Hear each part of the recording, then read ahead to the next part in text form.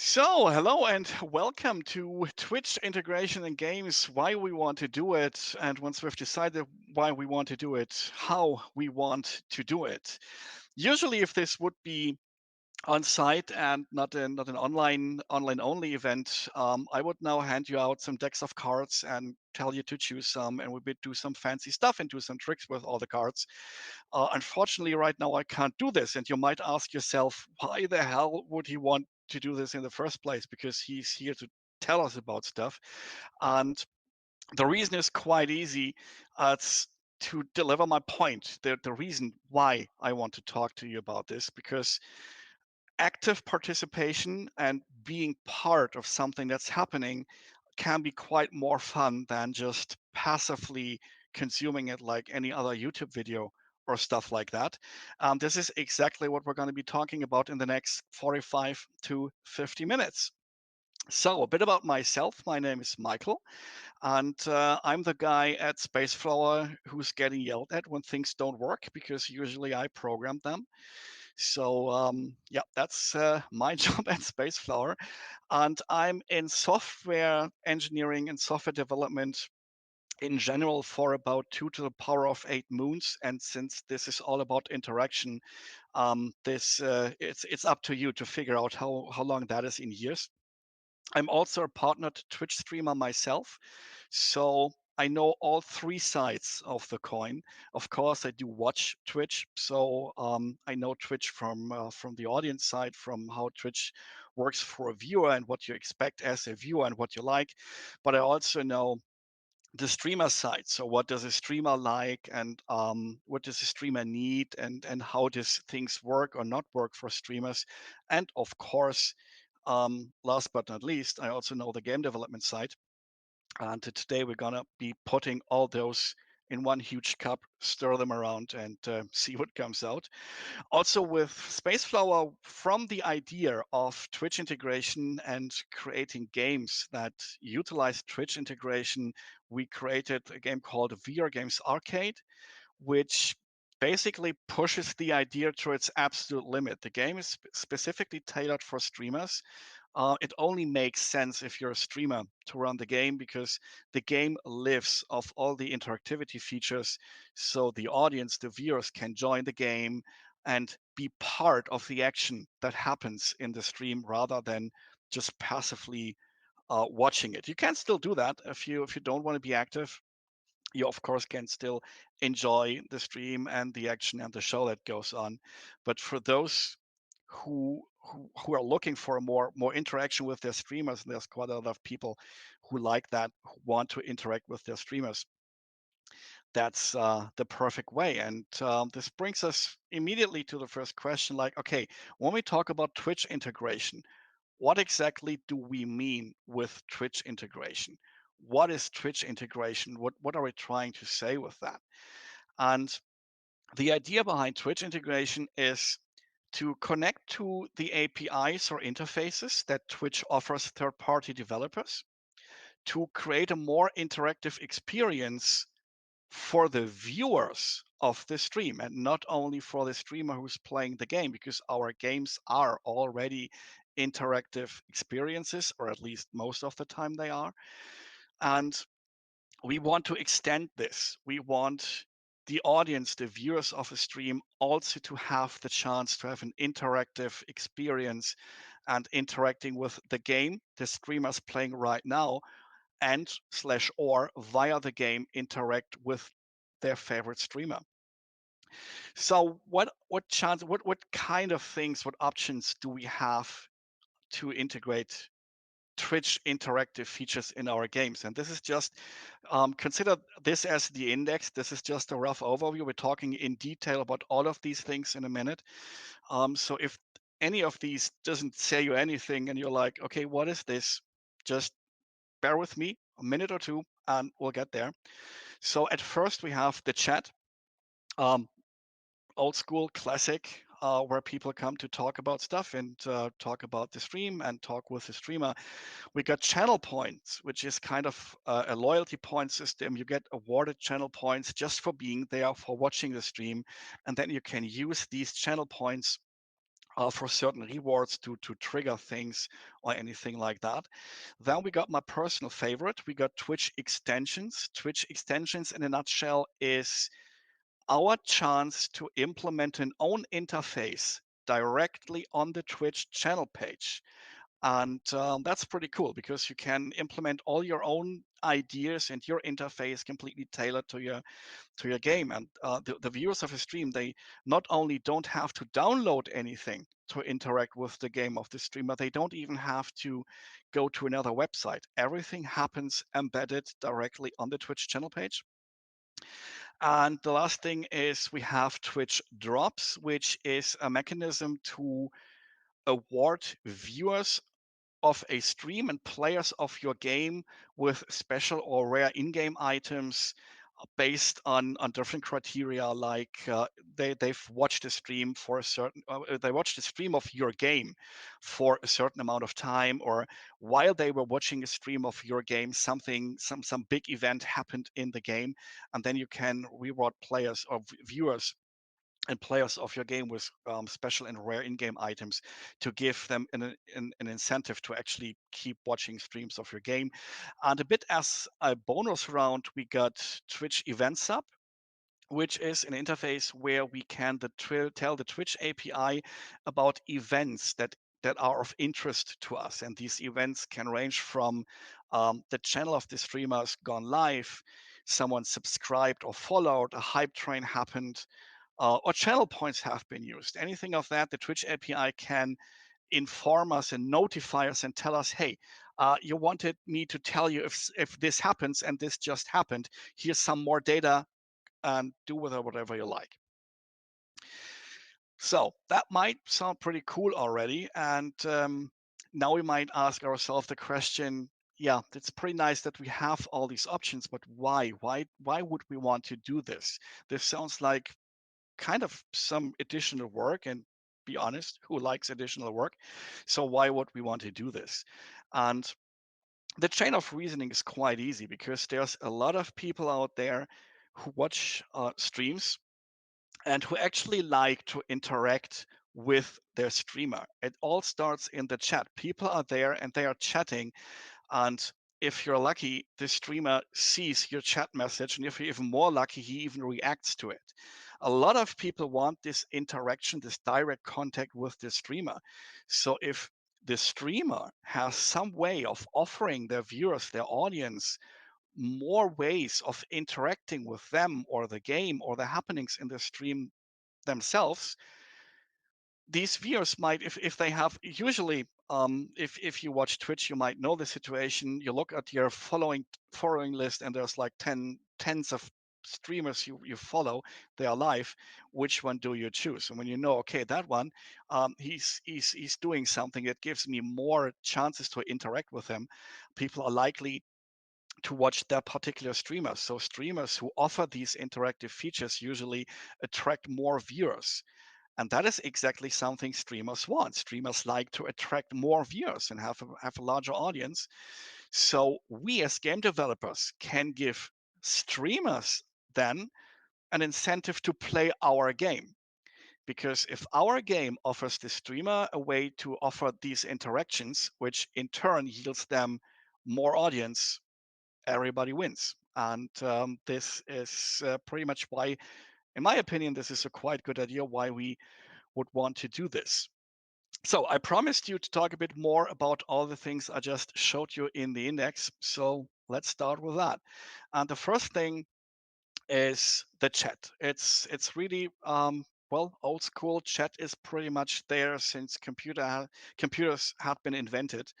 And this is the first point of contact when you open a stream. You open a stream channel page and the chat is just there. And as I just mentioned, you can write in the chat and the streamer might see it. The streamer might react to it. If you told a good joke, he might laugh, or he might quote you, or he might answer a question you may be asked. So this is the first point, and this is where people try to interact with the streamer the most, because usually it's the only way. Because if if we don't integrate things in our games and add all these interactive features that we're going to talk about today, the chat is pretty much the only way you have to interact with the streamer, and that's not so much. And Twitch thought so, and was like, okay, we need a few more things that viewers can actually do to interact with the stream. So they came up with channel points. Channel points is a loyalty points system. You don't have to do much to get channel points. You just have to be there and to watch the stream. And while you do that, while you enjoy the stream, um, you get more and more of these channel points, and then you can spend these channel points. You can redeem them for certain rewards, like in the example in the screenshot you see there, like highlight my message, which means your message, well, yeah, it's highlighted, so it's more easy to spot and to notice your message. So it kind of rises your chance that maybe even the streamer might see and reply to your message, or unlock a subscriber emote even though you're not a subscriber, or any other stuff. um, and streamers can add custom rewards. So it's not limited to the things in the screenshot are the ones Twitch gives you by default, and the streamer can add more by themselves.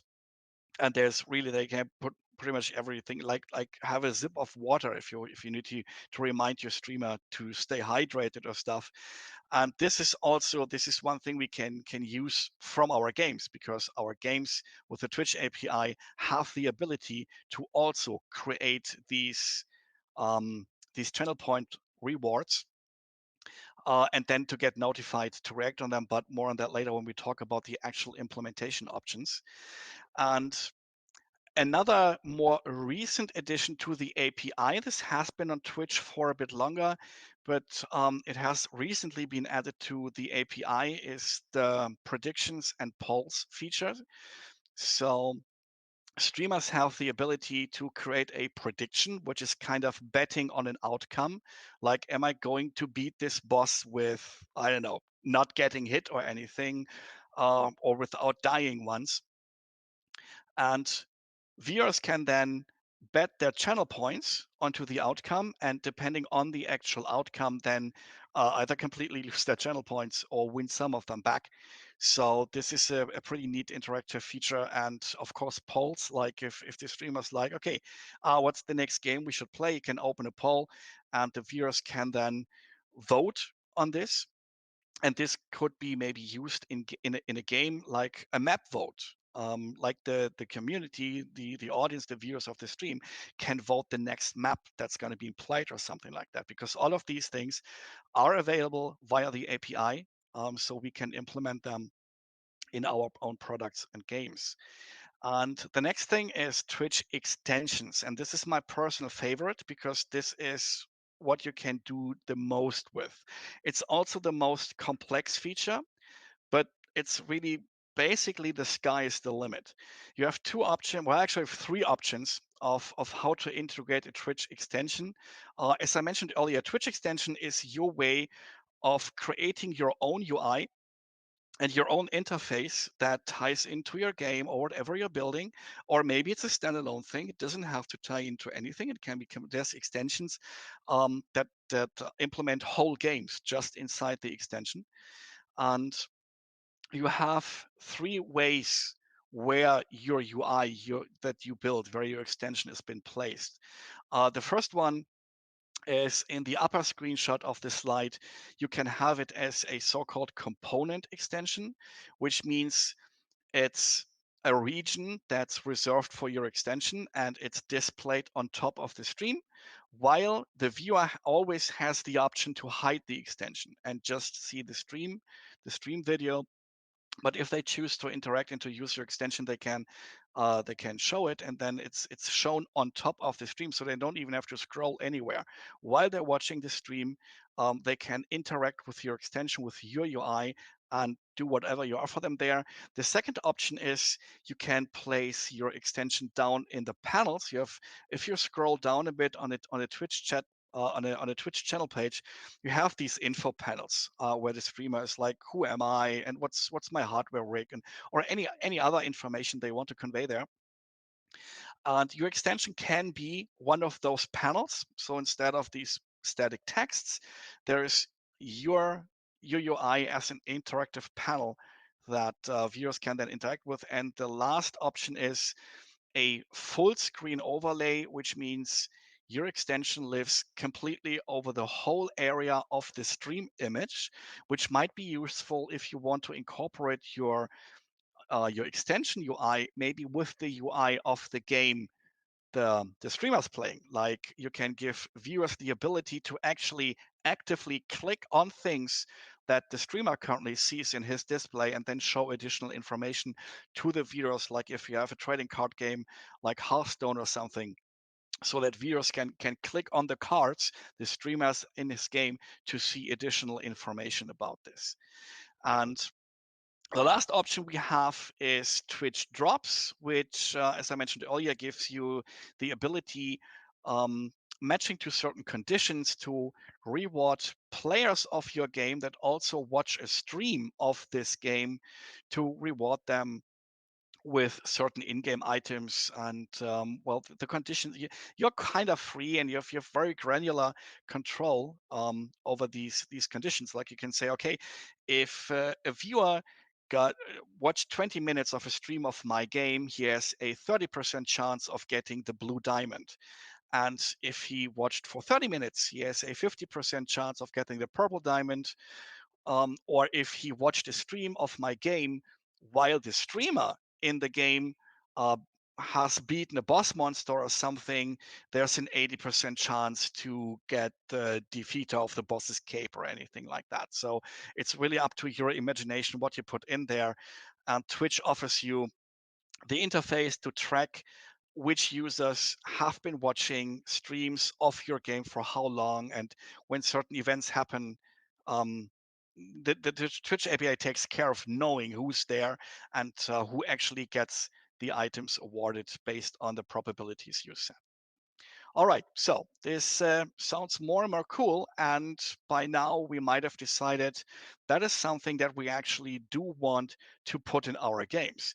So how actually do we go about this? How does it work to connect to the Twitch API to use all these Twitch features and trigger or utilize them from our own games?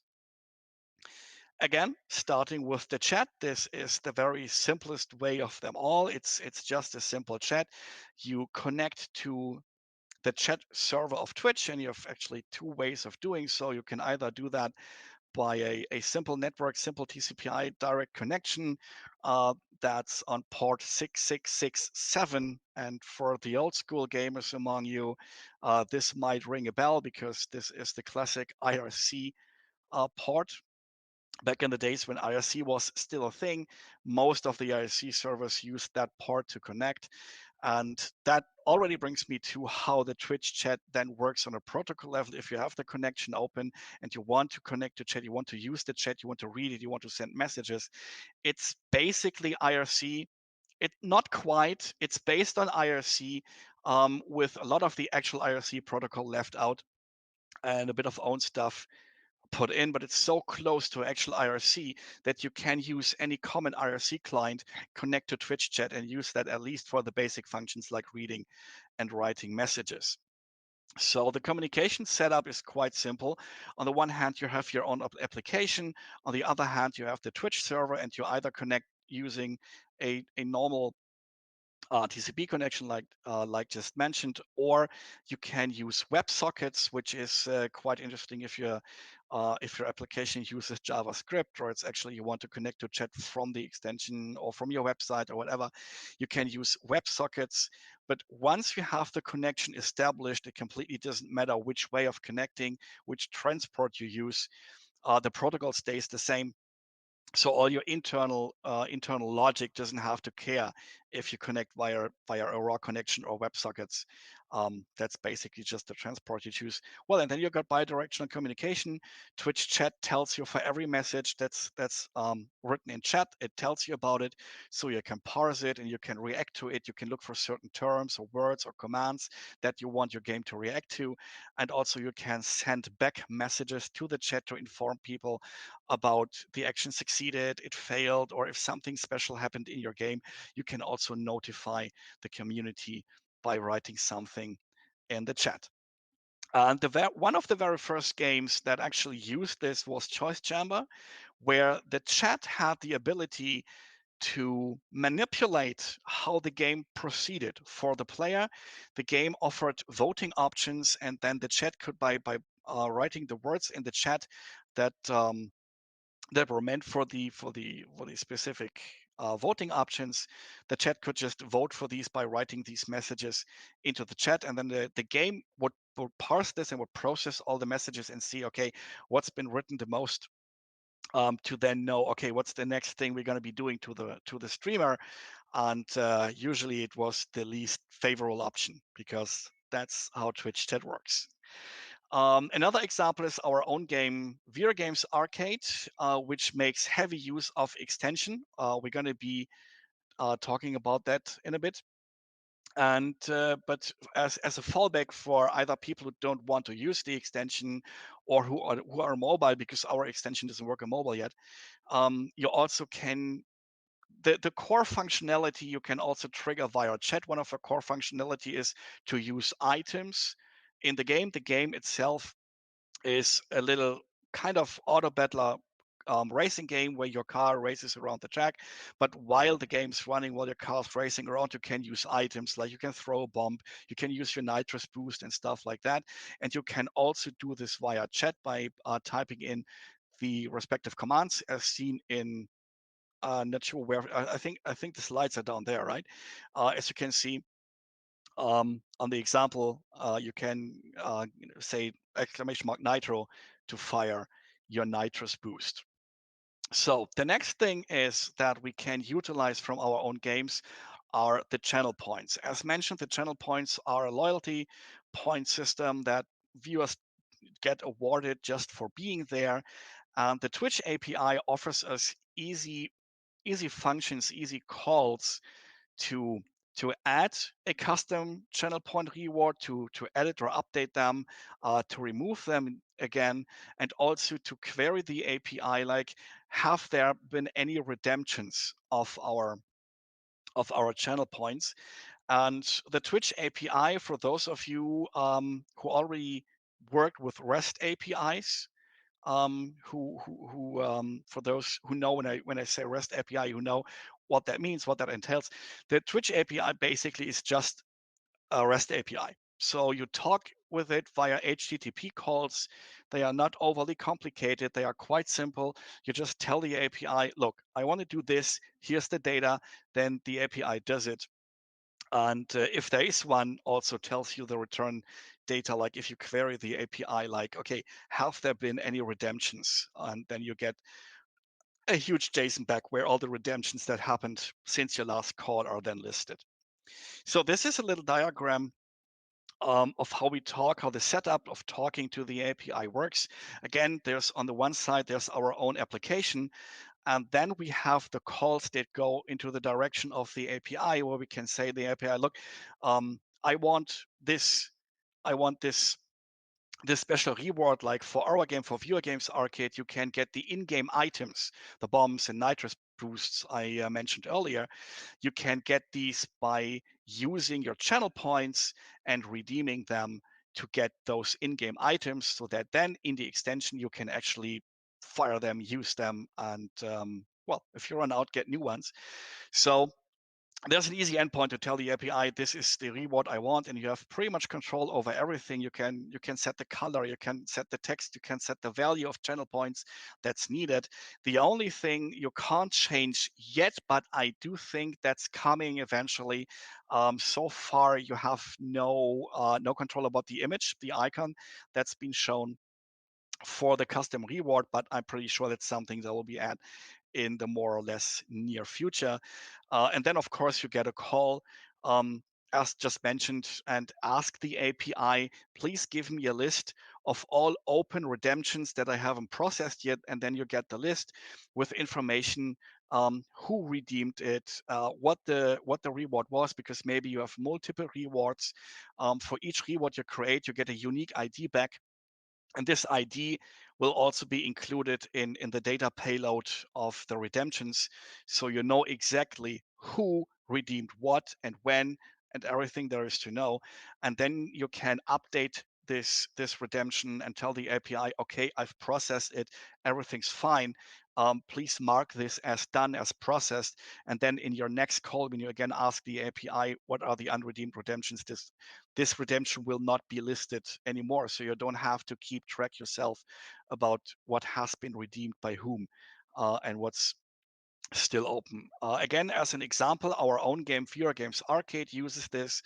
We're creating channel point rewards to get items, or to trigger track effects like a runway effect. We have lights running around the track, or for some special things that you can trigger and interact with the game directly by just using your channel points to initiate this action and do things.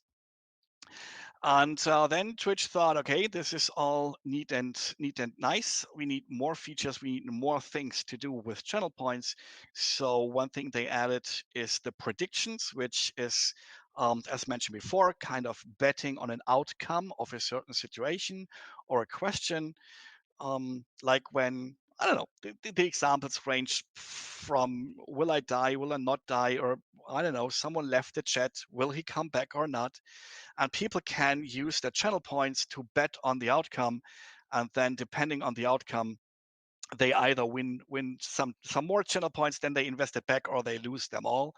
And we also, since quite recently, have access to this using the API. So we can start predictions from our own games. Like when the streamer, one example would be when the streamer enters a boss room and he starts to fighting the boss. The game could start a prediction: will the streamer win? Will he defeat the boss? And when the fight is over and either the boss or the streamer are died or game over or whatever, the game can also end the prediction and then set the result, like what happened. And the viewers then, as just explained, they either lose the channel points, or they win their back. So we have complete control over the prediction via the API. Very simple HTTP calls that just say, okay, that's my details for the prediction. Please start it now. And we can also query the prediction outcomes, like how many people voted for this and how many betted for that. So we can even process the end results and all the details you see in the screenshot. We can even process them in our game, and maybe I don't know, spawn another item for the streamer if the majority of his audience uh, voted right. If they betted the right thing, if they betted on, if the most of the viewers, if most of them voted for the outcome that actually happened, we could maybe spawn an item for the streamer or anything. Well, it's up to your imagination. There's really so much you can do, and the same thing goes for polls. And one example this maybe could be used is for a map vote, like I mentioned earlier. So maybe the streamer, he plays with the community on a multiplayer game, and the game can then start a poll on the Twitch channel about, hey, what's the next map we should play? And then all the viewers, all the chat, they can vote on what you want. And again, like with the predictions and basically everything so far, you have easy to use HTTP requests you can make to create a poll, to start one, to end one. Like, okay, this session ended. The I don't know. The end condition of the map has been reached, and now we do need to know what the map is. Your game could stop the poll and then query the results and see, okay, what has been voted the most, and then switch to that map or do whatever you wanted it to be voted for. And now we're come to the biggest part of them all, the Twitch extensions. As said earlier, this is the most flexible and most powerful feature, but also the most complex one, because because you can do so much with it. There's so much you have to do to actually get everything set up and working. Basically, a Twitch extension is a little mini website a little mini website that is embedded on the Twitch, directly on the Twitch channel page in the ways I explained before. So you can create this little website. It's HTML, JavaScript, and CSS. That's the three things you can use to make up an interactive website with an UI that ties into your game and buttons people can click or texts they can enter, or whatever fits and suits to your game. And then you can have this mini website embedded on the Twitch channel page as a Twitch extension. And how that works is that the Twitch channel page being a website itself, obviously, um, for those of you who are familiar with the terms, and again, if you have any questions about this, if you want to know more about this, I'm always open to question. I'm always happy to talk about these things. So there's something that's called an iframe, and an iframe is basically a way of embedding another website onto the current website. So the current website can say, okay, I want to reserve this space, this special space, and I want to have another website that's completely separate and on its own. I want this to be displayed, to be contained, and also confined. There's also security things, so you can't really go out of your iframe container, but that's going a bit too far, I think now. So you can say, okay, I want this region, I want this other website to be shown there. And that's basically what happens when the Twitch extension is loaded. Your mini web page that actually makes up the extension will then be shown in the spots where I just told you a bit more early, either on top of the stream display itself or down in the panels wherever you choose your extension to live. You can also, what we're doing with Video Games Arcade, we set it up so it works for both. It works as an overlay, as a component extension that lives on top of the stream, as well as down in a panel. And then the streamer can actually choose. The streamer can choose, okay, I want this down there in the panels, or I want this on top of my stream. And having options, always giving people options like how they like it the best, is always the way to go, in my opinion. And this is another screenshot. This is how it might look like in this case.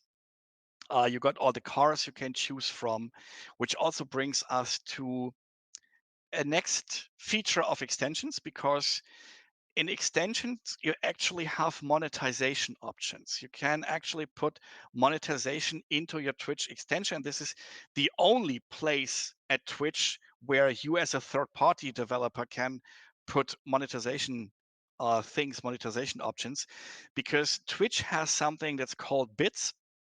And at first, when bits were introduced to Twitch, all people could do was to cheer with them in the chat, and these bits are then rewarded as revenue to the streamer, and it translates to 1 bit equaling to 1 US cent.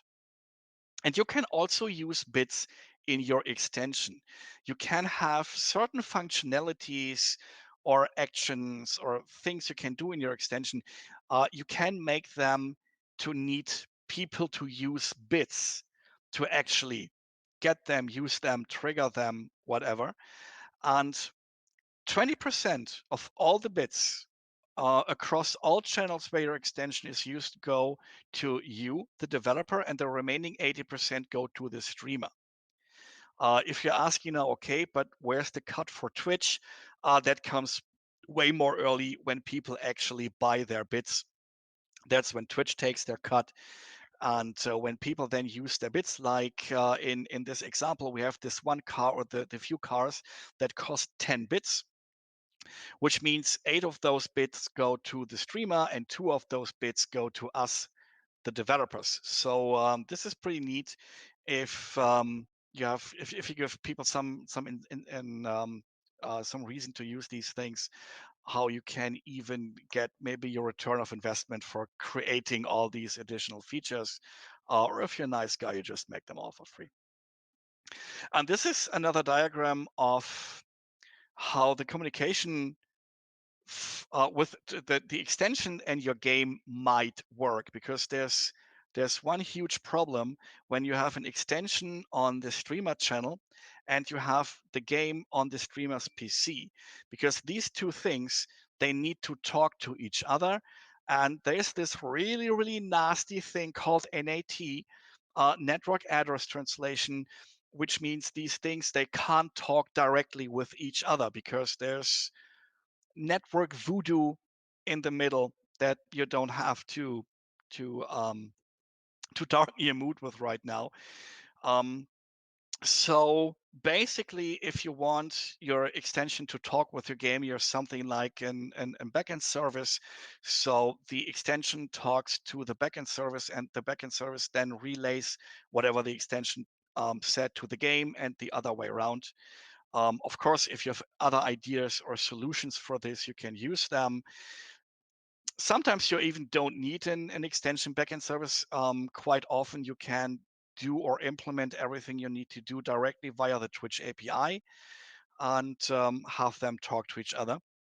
And to make this a bit more easy, because this diagram you're seeing right now, it shows all the possible ways of communication all at once. So that might be a bit of overwhelming. So let's strip some away. And let's make this a bit more easy. And this already looks way more doable and way more understandable, because on the one side you have your extension, and your extension talks to your backend service that's publicly accessible somewhere on the internet. And your backend service then either talks to your game and tells your game like, hey, I got this and that information from that extension over there.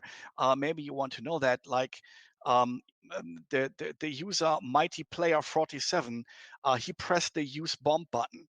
So please do that.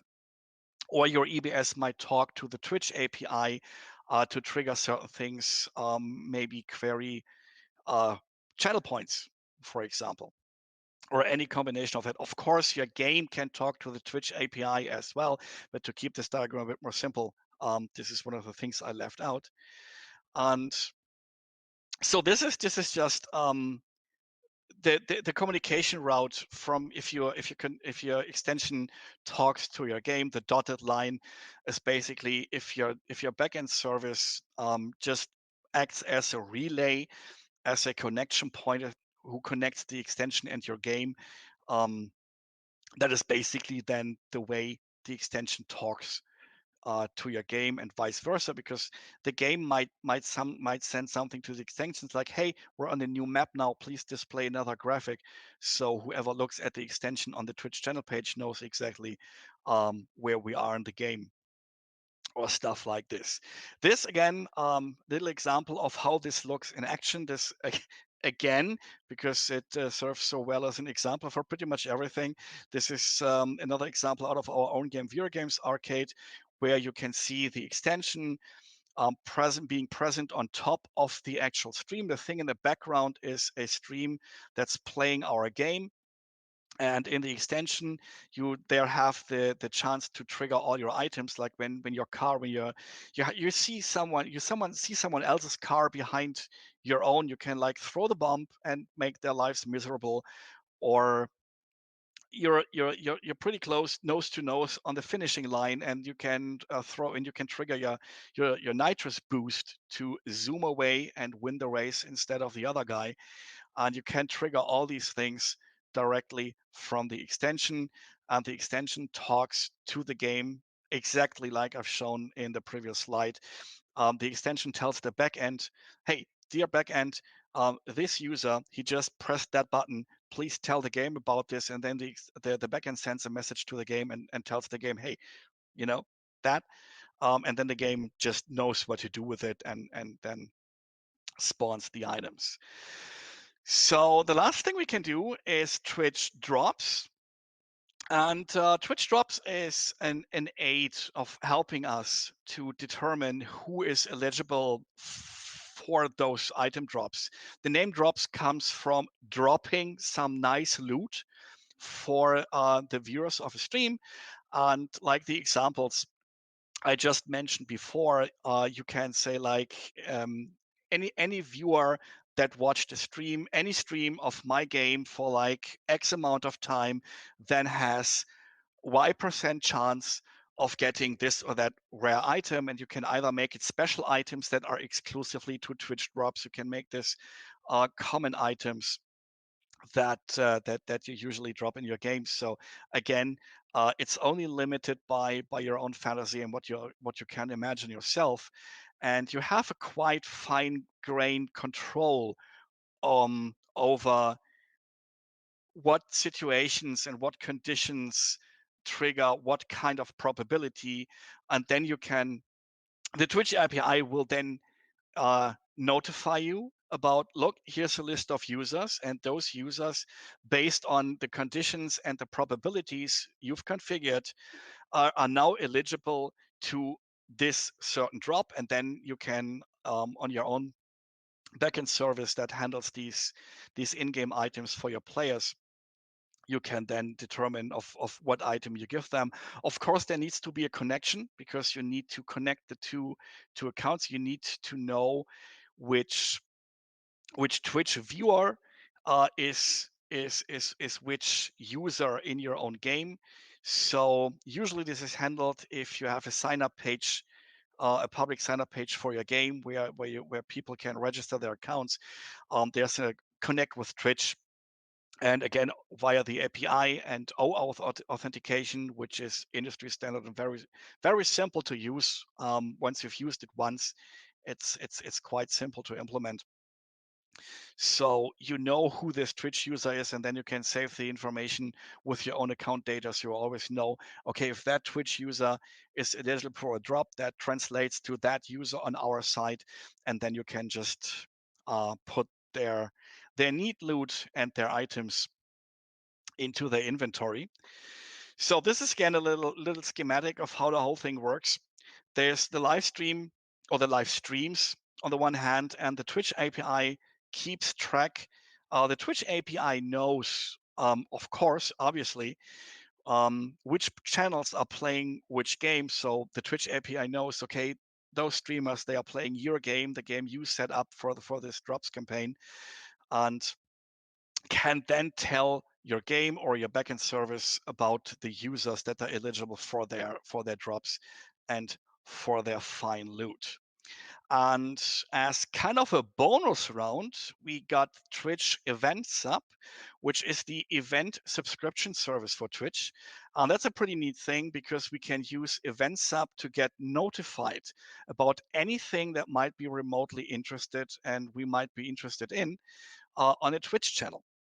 So as mentioned at the beginning, this can range from the channel going live, someone following, someone subscribing, or and this is where it comes really handy if we put in all these Twitch integrations in our game, like when someone used channel point rewards, when someone redeemed a channel point reward, because previously I was talking about there's an API endpoint that we can query and ask the API, hey, have there been any redemptions of my channel points rewards, so I can do whatever I want to do with that redemption. But we would need to poll the API every now and then to get this knowledge, to know, has there been any redemption. And via Event Sub, the roles are reversed. We just tell the Twitch API, look, if somebody uses my channel point rewards, please let me know, because then I have to do something. And Event Sub will then notify you when anything of this happens. And again, you can react to pretty much everything that can happen on a Twitch channel page. And for now, it works via webhooks. So you have to have an internet accessible server that can take HTTPS requests, because Event Sub sends you an HTTPS request for every event that happened, which might be kind of a disadvantage, especially if your overall thing that you built so far didn't need a backend service. Wanting to use Event Sub and only having to have a backend service for that might not be the perfect way, and that's why Twitch is currently working on implementing WebSockets as well. They already have the RFC open and they're working on it. So in the very near future, you also can connect to Events Hub via a standing and kept alive WebSockets connection, and then you just tell. And then it works kind of similar like the chat, only that the data payloads look very different because Events Hub sends you neat and nice JSON objects with all the information you need or want to know.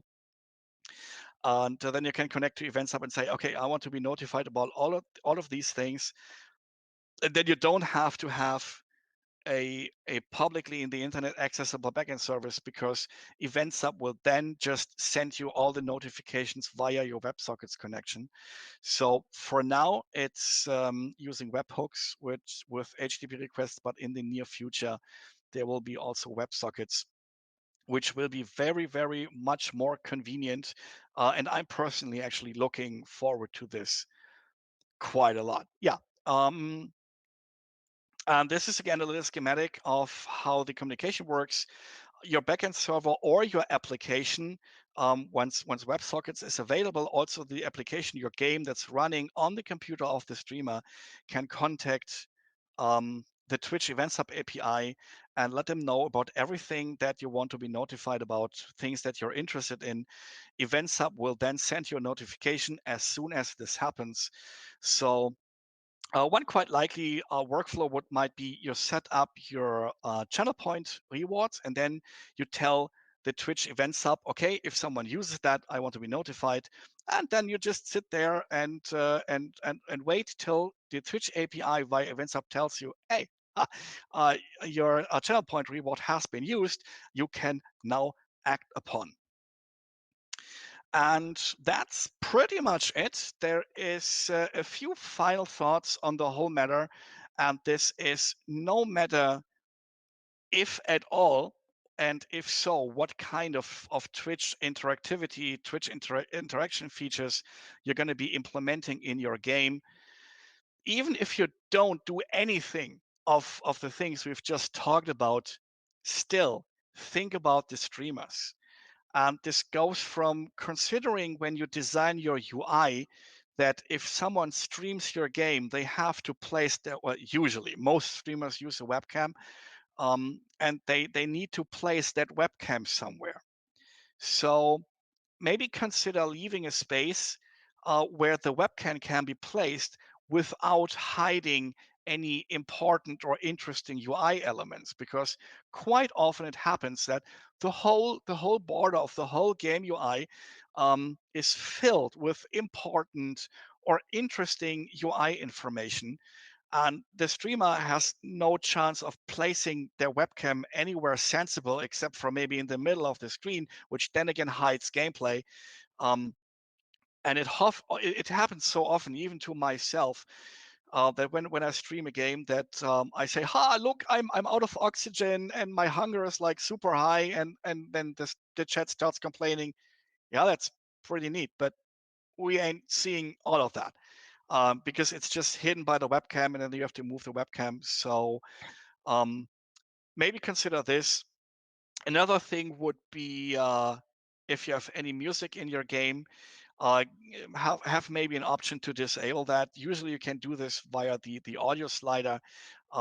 If you have a separate audio volume slider for your music, because many streamers, either they like to have their own music, not because the music in the game is bad, they just like to have their own music. So give them a chance to mute the music in the game so they can have their own music in the background playing.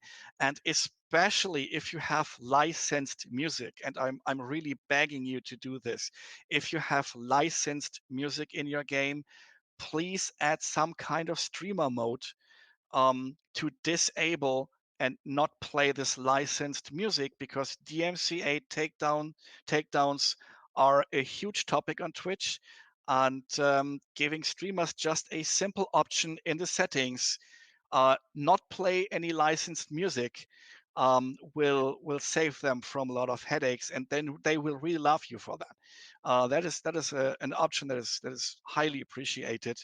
Um, to just disable any licensed music that might cause any problems when being rebroadcast in your own stream.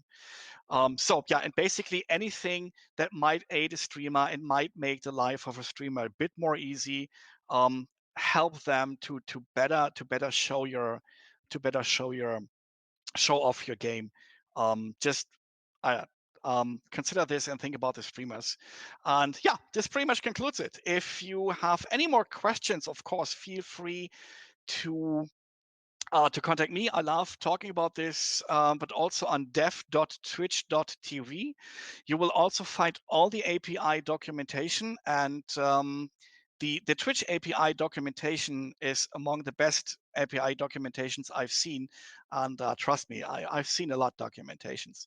And the Twitch documentation is really amazing.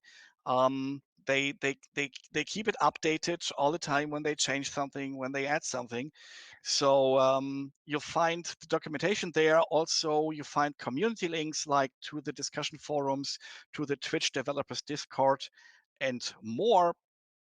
And/or if you'd like to get in touch with me, you now have everything you need to know on screen to get in touch with me. And as mentioned a couple of times before, I just love talking about these stuff. So if you have any questions, we're going into the Q&A in a bit. If you have questions right now already, there will be a link to the Q&A posted in the Pine chat. So if you have a question, just follow the link that's going to be posted in the Pine chat to ask you questions right now. We'll be going into another room. We're making room for the next talk on this stage. And then we'll be going into the other room and address the first few of your questions. If you get a question after that, next week, next month, whenever, again, please feel free to drop me a line. You find me via email, Twitter, or maybe even on Twitch themselves. And yes, I do have some extensions enabled on my channel. And yeah, so thank you so much for your interest in how to make your games more interactive for the viewers, to put Twitch integration into your games. And well, see you in the Q&A.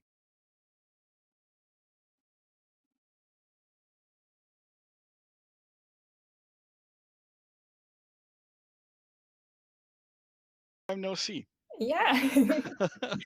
Thanks a lot for the session on behalf of Devcom. I want to thank you again for Thanks your for time having me. and answering our questions, because I have so many questions. Lots of questions is good. Yeah, Lots of it's like questions is good. so many possibilities. Now I just want to Exactly. go and start using it and create something. Maybe I want to be a streamer just to use this API. That's the idea. Glad to hear that. Mm, okay, let's start with first question from Janos. Mhm. Are you able to demonstrate an example of the panel interaction on the streamer's page? Yes. Yes. You can, wait, I can type in chat, right? Because you can try it out for yourself. Because I don't want to self-advertise too much, but I mean, this answers the question, so bear with me. Because for our oh so so often mentioned game Vera Games Arcade, we do have a 24/7 live channel on Twitch. I just posted the link into the chat here. So feel free to just go on that channel, and I said the game's running there. The extension is live. Also, everything's unlocked. The bit stuff I just talked about in the talk, it's all for free. Everything is unlocked. You can try it out to your heart's content, and can actually try the extension, how interacting with the extension works, how the experience for the viewer is. For the streamer, it's fairly simple, because the streamer, in when he's on the Twitch dashboard of his channel dashboard, there's a section for extensions, and there's a huge list of extensions, where you can find the ones you're interested in. And it's basically a matter of a few mouse clicks to say, okay, I want to install this extension on my channel. And then sometimes you have the option to choose if it's component extension, panel extension, and then you can position it. If it's a panel extension, you can move the panel around, and that's basically it. From the streamer side, it's just clicking a few buttons to activate, to install and activate the extension. Yeah, and the viewer experience, feel free to try it out. Yeah, I just pinned the link you posted. Oh, cool. So anyone wants to try it out, you can follow Yeah, the link. feel free.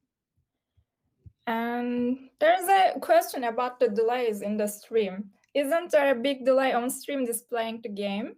How would you ever be able to time things when you watch 10 seconds in the past?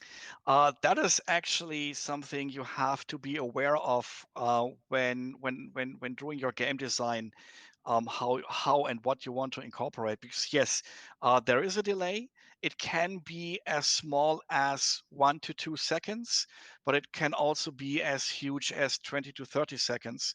The problem is, yes, you have no way of really anticipating how much the delay is. The extension has API options to check the delay. The extension can actually check, okay, what's the current delay, and could communicate this back to the game. So if you want to time things, you could maybe try to read out the information on the extension side and then send it to the game, and the game knows, okay, that guy is so long behind, to keep the extension in sync with what's happening on the stream. But that is something you have to be aware of in general. Um, in Video Games Arcade, we just handled this with the items. The very first idea was, um, and many people actually ask for this, like, why can't you just drive your car? And there's a few problems. First is the delay, because you can't steer a car that's like seconds behind your input. And the other thing is, you can't steer a car you don't see, because the streamer in the game is looking someplace else. So that is something you have to be aware of, and you have to design your ideas around, maybe to find some way to synchronize it, to keep every in sync, or just design your features in a way so that a certain delay isn't that much of a problem. Yeah, but that's definitely something that you'll be spending quite some time on thinking about. Yeah. Yeah, and there is a related question actually about this, like cars in the racing game. Did I understand that right? That the cars in the racing game drive on their own?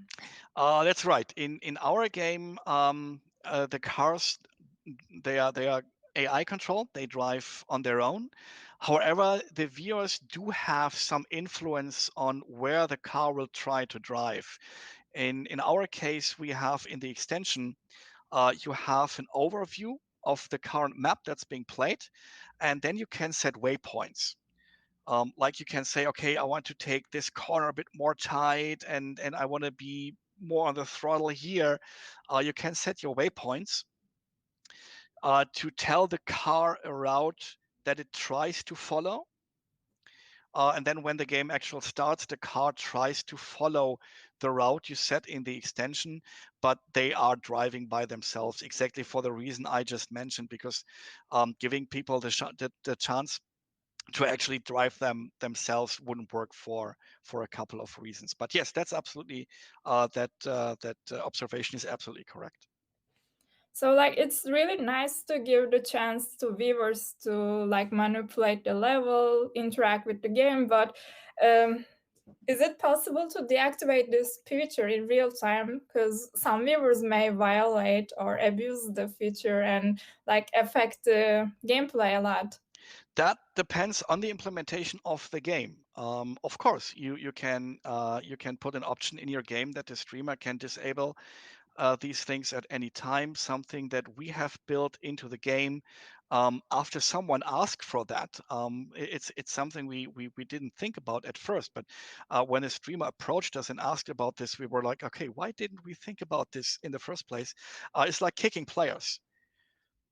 Because even though you can't do that much because your car drives by itself, maybe you have someone with an offensive name or an offensive avatar picture, because the game also shows the Twitch avatar pictures that you upload on your profile, and maybe that's something you don't want. So we implemented the function to, at any time, you can click on any player, hit the kick button and he's gone.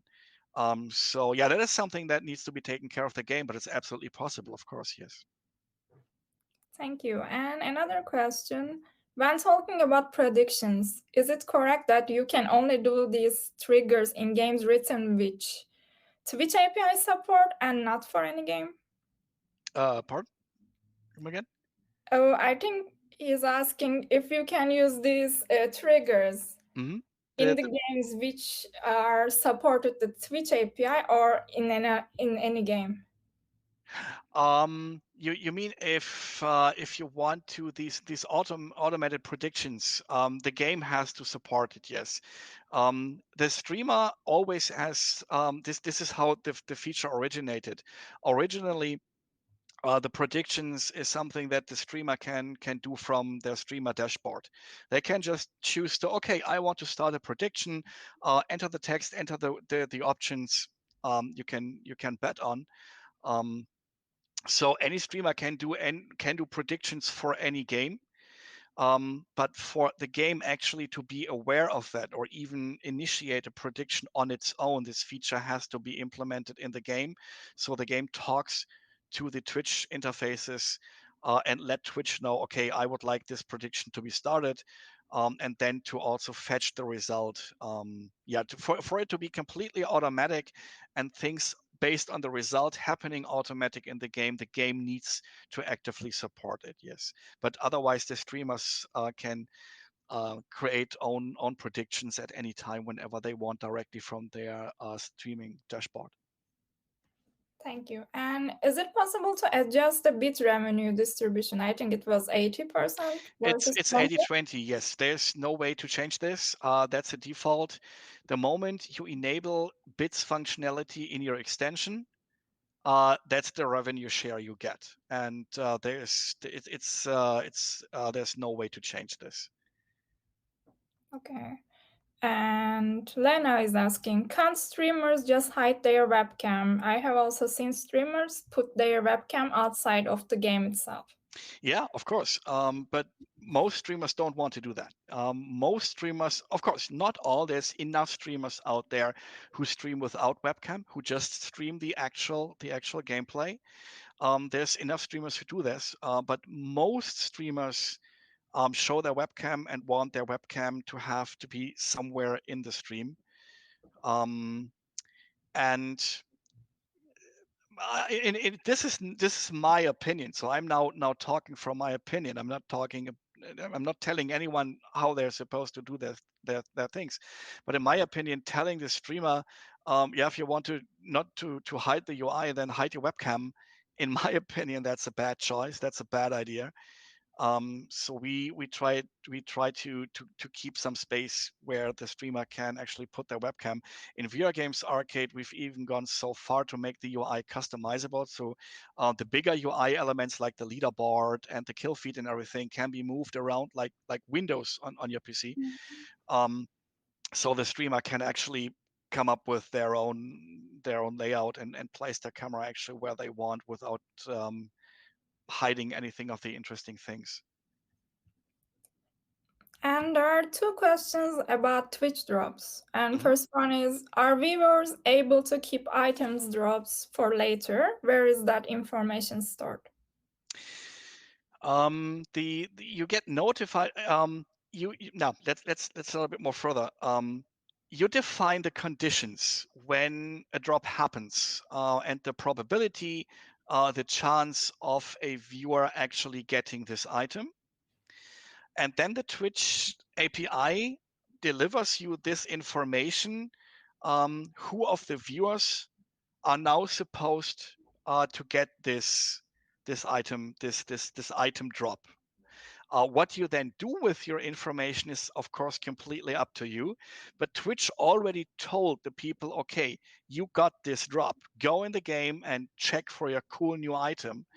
Um, so withholding that and maybe redeeming it later, I think would uh, get a bad experience for the viewers. So when the Twitch API then tells you this viewer got that drop, it's a good idea to actually fulfill that, or it might be a bad experience. If I understood the question correctly, that is. Thank you. And the second question about drops was, is it available for all countries since it's like kind of gambling? Is it banned in some regions? It's not gambling, at least for. I'm not a liar. I'm not a lawyer, so take everything I say now with a grain of salt. But I don't think this is considered gambling because you're not investing any money. You're not. It's not um, like these the so beloved loot boxes where you pay money and then you have a certain chance of getting something. It's just you have your chance for getting something just by being there and by watching the stream of the game. So I don't think this is considered gambling. Um, Maybe just in case if they use the bits to get some drops, or is you it can't. You even an can't. option? You No. can't. You can't incorporate bits with drops. Drops are really solely bound on conditions um like yeah Loyalty. so the first condition you have to meet is and it doesn't absolutely does not work without it. You have to watch a stream of the game that has drops enabled, and then all the other conditions are stuff like watch time or when the game triggers an in-game event like the boss fight I mentioned, and the streamer wins against the boss. The game can tell the Twitch API, hey, this drops related event just happened, go do your thing. And then the Twitch API will tell you if there's any viewers that are supposed to get an item right now. It can't, well, um, it's not designed to be able to be tied in with bits. Of course, you can work around this. Like you could build an extension and say you have to use bits, and this is communicated to the game, and the game then only fires certain event. But this is then again also not tied to a certain user, because who actually gets the drops, the Twitch API decides for you. You just tell the API there is like, I don't know, 75% chance if these conditions are met, and then the Twitch API goes through everyone who's currently there and meets all the other conditions, and then kind of rolls a die and sees if those 75% for that person are met or not, and if they are, well, they are telling you to give them the drop. So it's, I don't like to say it's impossible because in the end nothing is impossible, but I think you would need to work really really hard to actually incorporate bits into it. It's not designed to be able. On the question if it's banned in certain regions, actually I don't know, but that is something, that is information that is definitely available on the Twitch API documentation. That is something that can be found out quite easily. I don't think it's banned because, again, technically, I don't think it's gambling, but I'm not sure. I would have I would have to look that up on my own. Yeah. Thank you. And Janos is actually asking something related. How about betting with bits and betting on predictions with bits? Is it possible? No. Predictions can only be betted on with channel points. Channel points are free. All you need to do is to be there and watch the stream to get your channel points. And the only option you have to take part in a prediction is via channel points. Okay, thank you. And do I need to apply as developer and get into a queue to use this API? Are there some limitations on number of calls I can make daily? There is a rate limit. It's I don't know it out of my head, but it's very, very well documented. So yes, there's a rate limit, but if you have any kind of sensible software design, you are very likely to not hit those limits. You either need to have a huge user base or a quite badly designed application to actually be in the danger of hitting those rate limits. And if it's the former, if you have a huge viewer base, if like I don't know, tens of thousands of streamers each day with thousands or tens of thousands of viewers each day use your application, and this is the reason why you might be hitting the rate limits, you can actually have them raised for your application.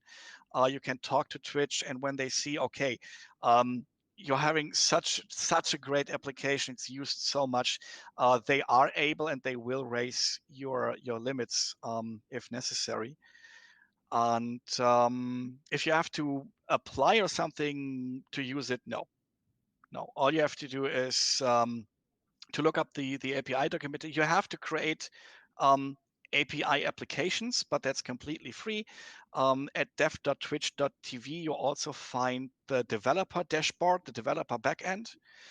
And all you need to access that is a Twitch account, because you log into that with your Twitch account, and then you already have the options to either just create an API application, because you need a client ID to talk to the API, and you get this client ID simply by creating an application. Or if you want to create an extension, you can create an extension directly from the developer backend. There is no special sign up that you have to do for that now. That's great news for anyone got Yeah, inspired after this talk and anything go that and try. that's exactly the idea. Anyone who's interested in working with the Twitch API can do so right away. They don't throw any stones in your way. On the contrary, they welcome you. And the Twitch developer community is also a very, very friendly and helpful one. So a good idea is to join the Twitch developer Discord. The link is also somewhere in Twitch. I think it's under community. Um, yeah, and whoever wants to get started with it can do so right away without any stepping stones. That's one of the great things about it. Like, do you know if there are any game jams to make some games for Twitch or? Any game jam, any game jam. Friends of mine have created also a game that's pretty much a Twitch only game. They've created that during the Ludum Dare game jam. And they were like, okay, we have an idea and we'll make a Twitch game out of that. We connect that to chat. Um, any game jam is good for that. And every game, no matter what, any game can benefit from putting Twitch integration in it. In my opinion, of course, this is all my opinion. Just Thank you. And do you, when you implement a feature, do you think it should be more in favor of the streamer or the viewer? So how does it go for your features?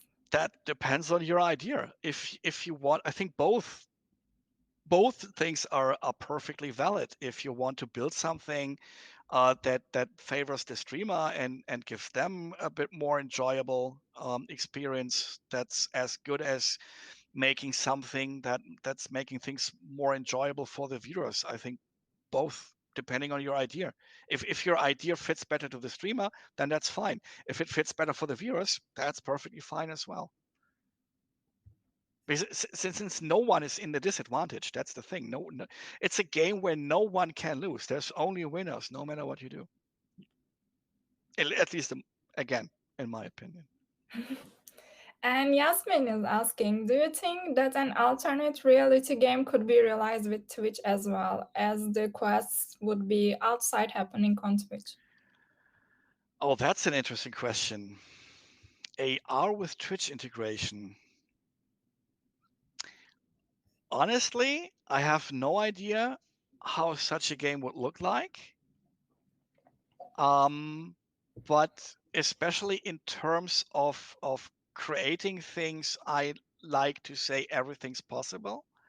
So I think if you have the right idea that actually manages to pull these two things together, um, I at least don't see why that wouldn't work. I just would have no idea right now how such a game would look like, but you could definitely try that. Sky is the limit. The sky is the limit, exactly. And Lena is asking, can you make a game where the viewers of the stream can appear as background characters in the game, or would that hit that limit? You can do that, absolutely, absolutely. Um, how you and I don't even think you would hit any limits, because one way to do it would to do it via an extension, because that would also give the players a way of customizing their character.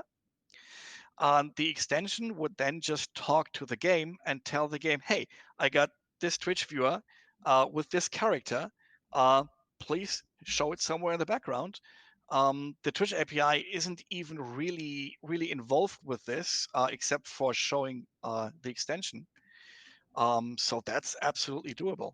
And there's a few well, that's not games. There's a few yeah, a few streamer, let's call it toys. Um, I think one is called Stream Avatars. I'm not 100% sure, but I think there's a thing called Stream Avatars, which kind of does this.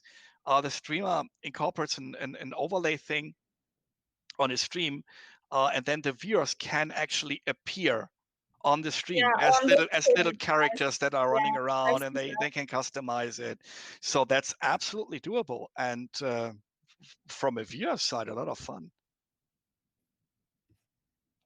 Yeah, actually, my master thesis was about this content generation using open data. So I was thinking that, yeah, from the chat to just get these viewer comments directly into the game, so the Yeah. NPC can talk as a viewer. Yeah, that's a nice idea, having the viewers kind of take over NPCs of the game and then control the NPCs.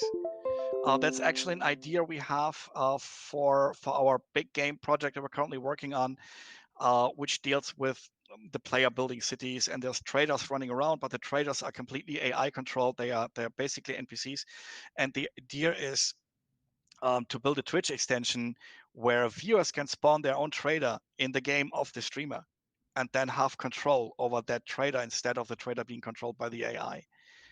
Yeah, absolutely.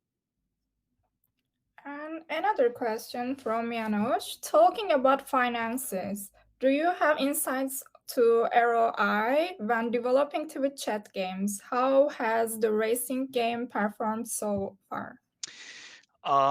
In terms of ROI, so return of investment, the only monetization options you have as a third-party developer on Twitch is via a bits-enabled Twitch extension. Uh, Bits-enabled sounds like, oh, now I have to sign up, and no, all you have to do is to enable it in the backend for your extension, because by default it's disabled. And then before you release your first version publicly, you can enable this, and then you can make use of the bits features of extensions. Um, and that is your way of then getting your return of investment to make some of the money back that the development did cost. And compared to the volume of in which our game is being played, because he's specifically asking about our little racing game. I hate to say that at the moment, it's not yet. I still have hopes. It's not yet so widespread, so we only have a quite small group of streamers who are currently playing it.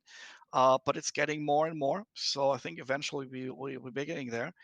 And um, in relation to the amount of streamers who play our game, um, I'd say it's fairly okay if you scale that up to, like, I don't know, marbles levels. If we should ever reach marbles levels, marbles on stream, that's another game that uses the Twitch chat for Twitch integration. Yeah, I think that would make then if we ever reach that kind of exposure, of reach, then we actually might be broken even rather soon. We just first have to reach those player numbers, but we're not finished yet. There's still a few features that we need to add, so no worries there. But there's other extensions that I know of. Um, there's one extension. I hope it's okay when I name it, when I call names. There's an extension you might have already seen when you're on Twitch called Sound Alerts. And the guy who made Sound Alerts, rather quickly after releasing this extension, he quit his job and founded a company solely on sound extensions, and that's what he's living off right now. So yes, the chance, the possibilities to make your money back is absolutely there. It just depends on how successful you are, but that's pretty much with every game. It's a risk you have to take, or you have to decide it's not worth taking. But it can work. It can work absolutely. And I think this is the last questions in the chat. And you kind of already answered that. How are streamers using your racing game? On first sight, I would compare it to Marble Runs. Yeah, exactly.